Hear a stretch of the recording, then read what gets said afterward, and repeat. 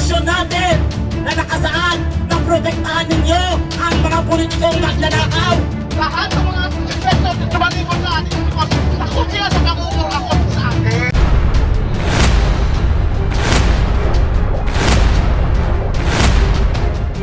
So, bakit nawala yun? It's because lahat ng mga investor na tumalikod sa atin because takot sila sa pangungurangkot sa atin. Walang stability. Walang because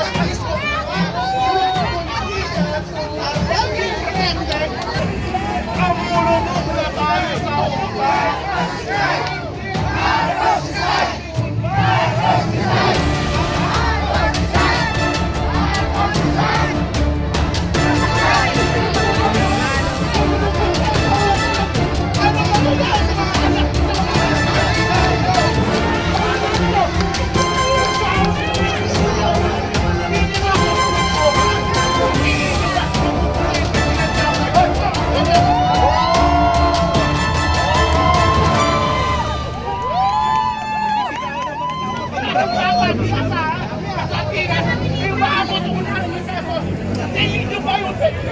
Sabi nyo, magkakasya! You have to realize to yourself na mabigat ang problema natin! Lumulubog na tayo! Lumulubog na tayo sa utang! Lumulubog tayo sa utang! Ito tell you! Ito huli lang! 33,000 na naman ang trabaho sa Don Philippines because nabangkarote sila! Alam mo ba masama manalangin ng masama sa kapwa? Kaya kung nakatulog kayo, huwag sa kayo ilusin! Ay, pupulutin sa mga because this government, the government, cannot afford to provide you or to give you your wages.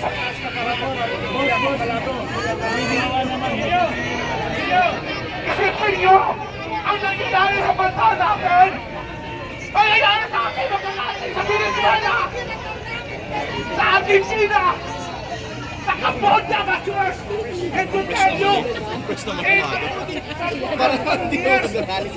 ang Pulacan, China, inaniman sa Cambodia, sa Bangladesh. And if that happens, kayaman sila. Sinungaling na pupunta sa ilalim. Tayo na po ako na sa ilalim! Ako sa ilalim! Isipin yan! Wala!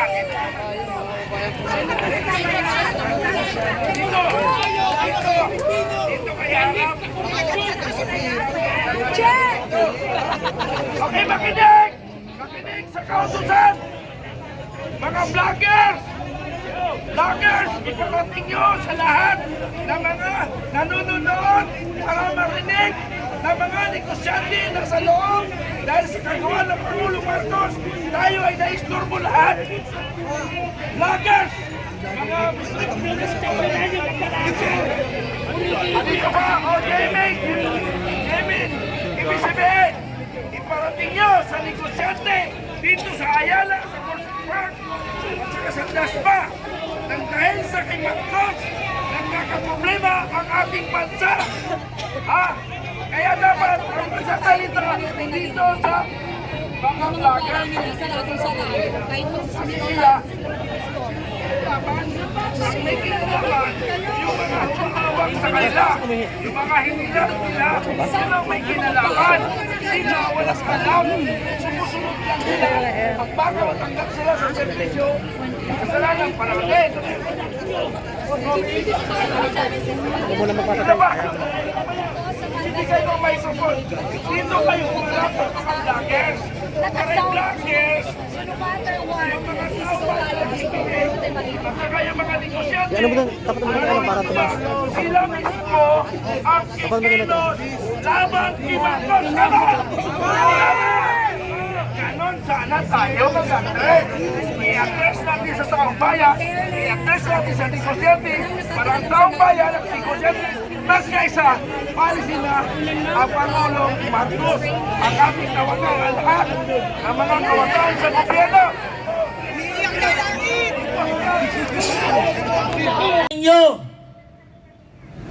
Wala po sa konstitusyon natin na nakasaad na protektahan ninyo ang mga politikong magnanakaw.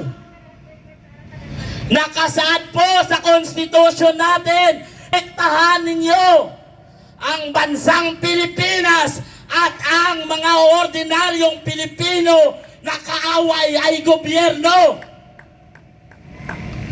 Dahil sa panahon na wala nang matakbuhan ang mga ordinaryong Pilipino dahil ang gobyernong ito ang kalaban nila, sa inyo tatakbo at sa kayo ay kakampi at papanig sa kanila. At sa mga politiko naman, huwag niyong gamitin ang kaba ng bayan para takpan ang mga mata ng mga nagsisilbi sa bayan. Huwag po kayong magpagamit, Ginoong Browner. Huwag po. Sundin po ninyo ang inyong sinumpang salaysay na protektahan ang bansang ito. Huwag niyo pong protektahan ang mga magnanakaw na politiko. At huwag po ninyong gagamitin ang Intel Fund na yan para subaybayan ang mga taong nakikipaglaban para sa inang bayan. Gamitin ninyo ang Intel Fund na yan para hulihin ang mga politikong magnanakaw. Dahil ang mga nagsasalita rito ay hindi mga magnanakaw. Bakit lahat ng mga magnanakaw ay malaya? Ilang buwan ng investigasyon, hindi ninyo mahuli-huli.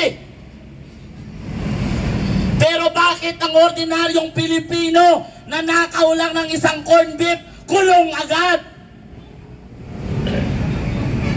Nasaan ang pagmamahal ninyo sa bayan?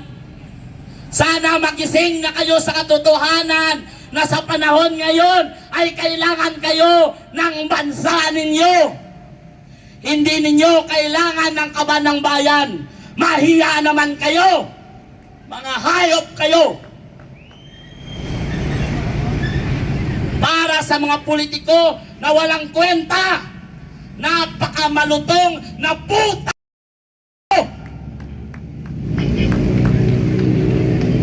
Wala kayong kwenta sa bansang ito para kayong mga anay na patuloy ninyong sinisira ang bansang ito.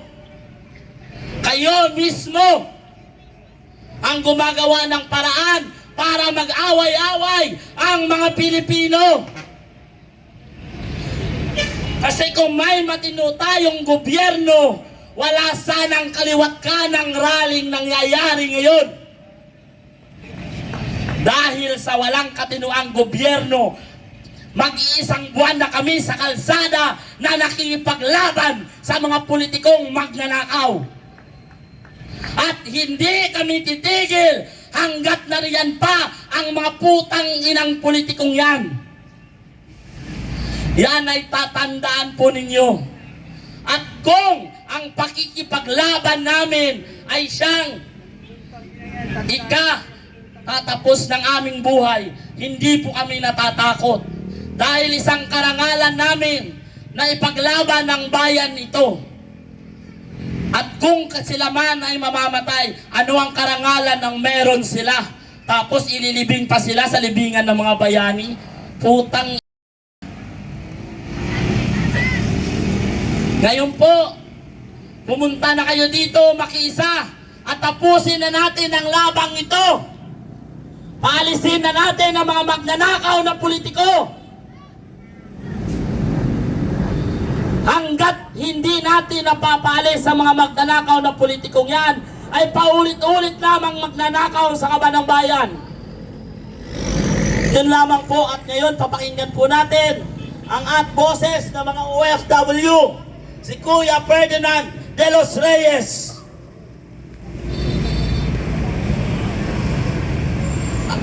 At dahil doon sa sinabi ko, kung nais may magpadampot sa akin, nandito lang ako.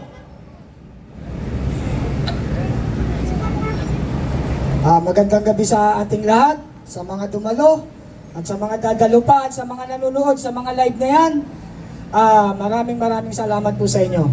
At gayon din po sa mga kapulisan natin na mga nagmamatsyag para sa kapayapaan sa lugar na ito. Maraming salamat po sa inyo mga kapulisan. Tunay nga po na kayo ay lingkod bayan. Ako po si Ferdinand de los Reyes, isang OFW advocate, leader na tumutulong sa mga distressed OFW natin. Retired na po ako. 21 years of service po ako nag-abroad. 8 years sa Saudi Arabia at 13 years naman po sa United Arab Emirates. Ako po ay isang dating Marcos loyalist, leader, hindi po supporter, leader. Dahil ang buong akala ko po ay magiging maganda ang kinabukasan ng ating bansa at ng mamamayan. Nakakalungkot isipin na noon naikipagdigmaan kami para ipagtanggol ang Pangulong ito. Nataliwas ang nangyayari ngayon. Instead na paunlarin ang ating bansa, ay ugat pa ng pamumulitika. At nasira ang kanyang mga pangako sa amin bilang isang leader. Napakaganda ng aming naririnig sa kanya nung mga panahong kami magkakasama pa. Subalit nang makita ko ang kanyang kaibahang pag-uugali dahil nung nag-unit team, ang laki ng naitulong ni Ma'am Sara Pipi sa kanyang kandidatura. Nakakalungkot isipin dahil instead na magpangulo si Pipi Sara Duterte, ay hindi na po ito nangyari. Dahil sa pakiusap ng mga Marcos na mag-Vice President na lang. At dahil nga ako'y Marcos loyalist nung mga panahon na yon, ay sinuportahan ko rin po si Ma'am Sara Duterte na nakita ko na tunay namang naglingkod sa ating bayan. Subalit, nakakalungkot isipin na yung unity team na binuo ni Marcos at ng Duterte ay winasak mismo ni Pangulong Marcos. Doon nagsimula ako mag-isip dahil wala akong nakita sa panunungkulan ni Pangulong Duterte na hindi makatao at hindi makabayan. Ang lahat ng ginawa ng ating dating Pangulong Rodrigo Roa Duterte ay puro pagmamalasakit sa ating inang bayan at sa mamamayan dito. Naramdaman ko ang kanyang pagmamahal sa atin. Kaya't nang makita ko ang naramdaman ko na ibang Marcos na ito, ako'y nag-withdrawal of support at tumalikod sa kanya. Hindi po ako bumaliktad, hindi po ako bumalimbing. Ako po ay nagising sa katotohanan na walang pag-asa ang incompetent leader sa panahon natin ngayon.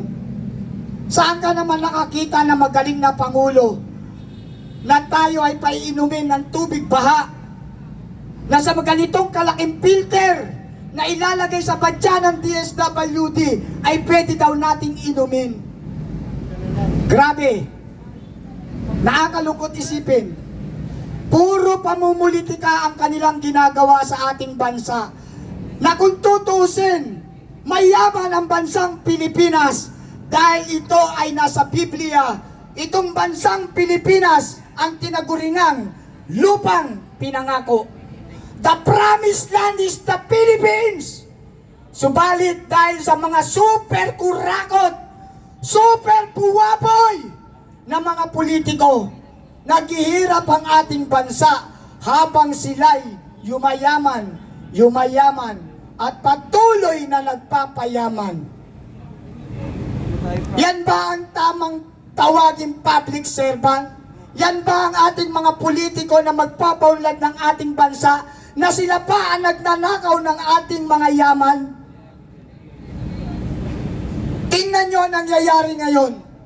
Ang mga kapitbahay nating bansa, ang Japan, ang Korea, ang Taiwan, ang Hong Kong, ang Malaysia, Indonesia, Thailand, Vietnam, ay umaangat na at kinikilala na maunlad na bansa.